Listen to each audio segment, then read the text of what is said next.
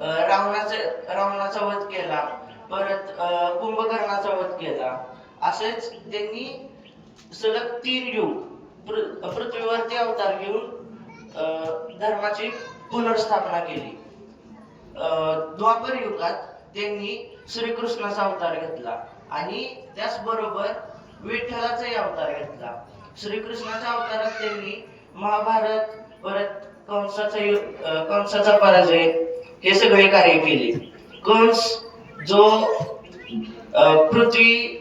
पृथ्वीवर स्वतःची सत्ता स्थापन करण्याच्या विचारात होता, त्याचा त्यांनी अंत केला आणि धर्माची पुनर्स्थापना केली. तसेच महाभारतात आपल्या परिवारातील दोष त्यांना नष्ट करायचे त्यांनी काम केले. कलियुगात द्वापरयुग आणि कलियुग त्याच्यामध्ये त्यांनी भगवान बुद्धाचा अवतार घेतला आणि कलियुगात ते कल्कीचा अवतार घेऊन जे पाप वाढते त्याचा नष्ट करणार, म्हणजे कलिपुरुषाचा नष्ट करणार आणि धर्माची पुनर्स्थापना करून सतयुग परत आणणार. मग ही सायकल तशीच रिपीट होत जाते. आणि हा जो कालखंड आहे त्याच्यात आपण किती वेळासाठी येतो, किती लेतले 70 वर्ष नाहीतर 100 वर्ष. हा झाला आता लाखो करोडो वर्षांचा कालावधी, त्याच्यात आपण 100 वर्षच फक्त आलोय. त्यामुळे आपण फक्त क्षण मात्र आहे ह्या कालावधीसाठी. त्यामुळे आपण ज्या हिशोबाने कर्म करू त्या हिशोबानेच आपल्याला फळ भेटणार. आणि आत्माचा जो कॉन्सेप्ट आहे तो पण कर्म आणि धर्म, धर्म म्हणजेच कर्म आणि भक्तीवरती टिकलेला आहे. जेव्हा तुम्ही कर्म करता, भक्ती करता, त्यावेळेला तुमच्या आत्म्याला शांतीचा अनुभव होतो आणि तो मोक्ष प्राप्तीकडे वळतो. जसं तुम्ही ऐकलंच असेल स्वर्ग, नरक.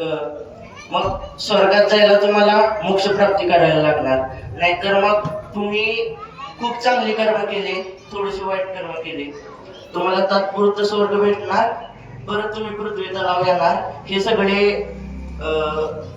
परत सगळे पुण्यकर्म करायला. आणि जेव्हा तुम्ही वाईट कर्म कराल नाहीतर रजस कर्म कराल त्यावेळेला तुम्हाला नरक भेटणार, तुम्हाला थोडीशी पीडा देणार आणि परत पृथ्वी लोकावरती पाठवणार. ही सगळी पीडा भोगायला, पुण्यकर्म करायला, अशी ती सायकल चालत राहते.